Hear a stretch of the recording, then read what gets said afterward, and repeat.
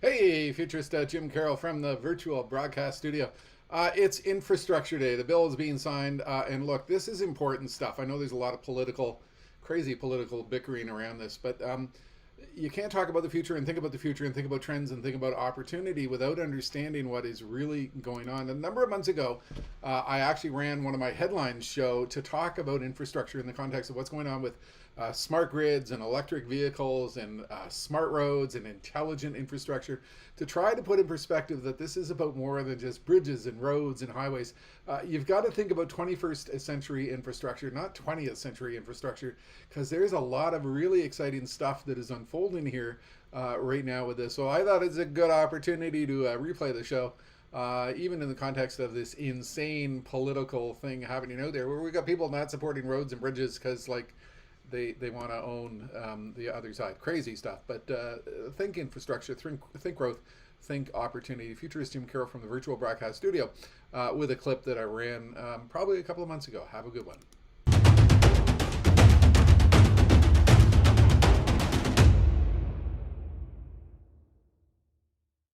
Hey, futurist Jim Carroll from the virtual broadcast studio. It's Infrastructure Week. It's finally here. If you're watching the news today, you know that there's a big announcement about the investment of billions of dollars in potential infrastructure investments. And we know what's going to happen from this point in time.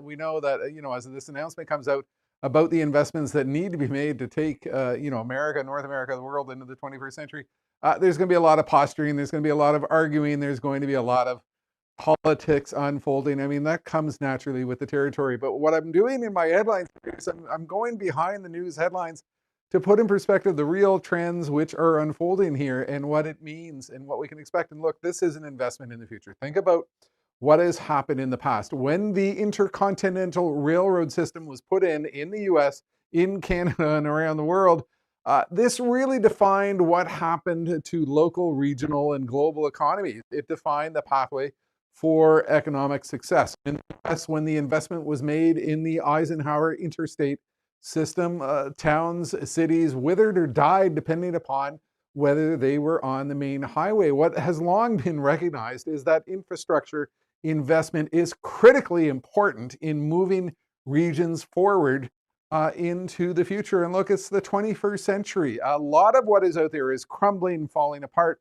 It does not contain what is necessary to take an economy into our world of massive smart connectivity, massive smart technology, a world in which everything is changing, and all the assumptions that we've had about the infrastructure around us really are tossed out the window. This is the type of thing that I spend a lot of time on stage around the world speaking about. I spoke in Muscat, Oman, just a year and a half ago about the future of infrastructure, smart highways, smart technology, smart energy systems, and I'll share that clip with you at the end of this, because what organizations have realized, there's a huge opportunity to redefine our economic opportunity based upon what we were doing with infrastructure. Now, you need to understand the story behind the headlines. Number one, we know oil is over. We know that the carbon industry is over. It's a sunset industry. We are witnessing the end of the era of oil. We are witnessing the end of the concept of gasoline cars. We know that batteries, electric vehicles that are based on electric vehicle technology, we know that's the future. Every single car manufacturer, with the exception of a few who are in denial, recognize that this is the pathway going forward. We know that these vehicles are becoming intelligent. They will talk to roads. They will talk to embedded sensors. They will talk to an integrated grid as they navigate their way through. This is a fundamental shift in terms of what is going on with transportation. We know that the world of energy generation is changing on a fundamental perspective. We are moving from a world of natural gas and coal to a world of renewables. Look, what is happening with renewables is a continued cost collapse in the production of energy via renewable sources. This is an inviable, undeniable trend which is accelerating to a huge degree, and it's all part of this trend in which we are witnessing the end of the era of oil.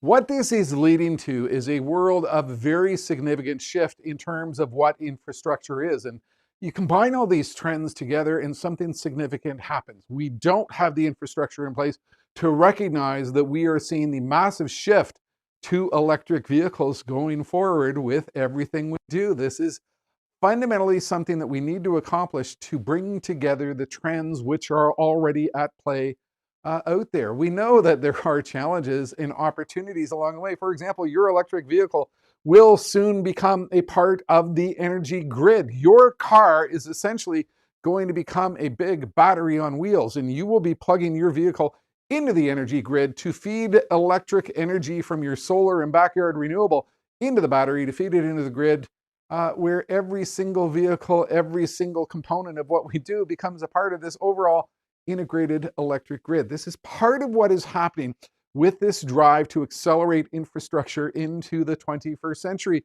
A lot of this stuff is not in place. And so what is happening is we're beginning to think big and bold about the investments that need to be made to provide ourselves for this dramatic new future of massive opportunities. And look, we're not up to the task. The grid that we have is essentially unintelligent, one way, and not interactive. It is not architected for the realities of where we are going in the 21st century. And that's a big part of what is occurring with this infrastructure discussion. This is not just about putting up roads and buildings and bridges and, upgrading highways.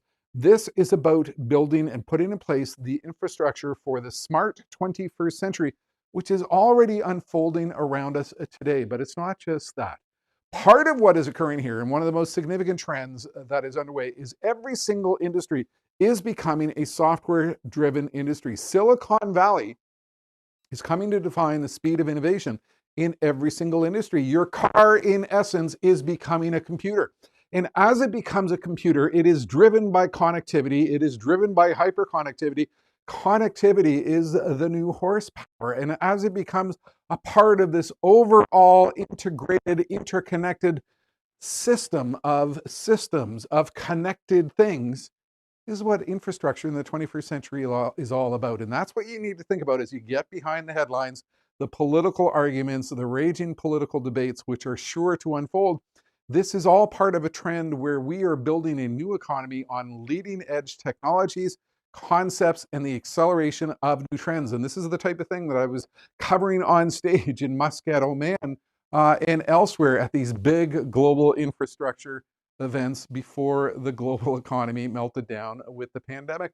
So you need to put in context the reality of what is occurring, the opportunities that are unfolding, and think about what role can you play as this continues to unfold, because this is a global race.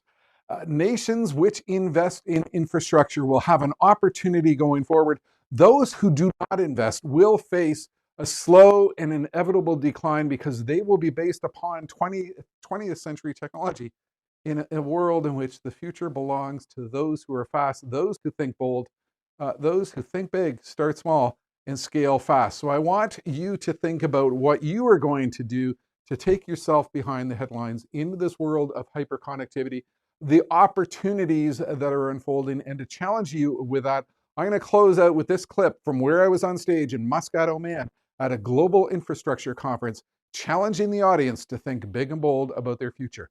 Futurist Jim Carroll from the virtual broadcast studio. Thank you for watching. Let's give a really warm welcome. I'm glad the room is full again to one of the leading futurologists in the world, Jim Carroll. Jim? We are in a world in which change is coming at us from so many different directions. Disruption is occurring that every single organization worldwide is trying to figure out, what do we do to align ourselves to these trends? And that's why organizations around the world are focused on a world of relentless, incessant change. My job here this morning, for all of you from around the world, is to put in perspective the fast-paced trends, where so many trends are all of a sudden coming together all at once. Virtual reality, artificial intelligence, 3D printing, self-driving cars, big data and analytics, the Internet of Things. Any one of these trends can take on sudden velocity and have a profound impact on our world. We are in a situation in which every single industry is becoming a software industry. Technology defines our future. And what happens in this world, as companies become technology companies, the speed of Moore's Law defines their future. My global client list consists of organizations who are struggling with the issue of speed in a world in which the future belongs to those who are fast. The future is going to happen whether you like it or not. These trends are going to unfold. Business models are going to be disrupted. Change is going to happen. Skills are going to accelerate. Things are going to speed up. And you have a simple choice in front of you. Some people see the future and see a threat. Innovators see the same future and see an opportunity. I plead with you to change your future before the future changes you. And how do you do that? One simple piece of advice. You think big, you start small, and you scale fast. Thank you very much.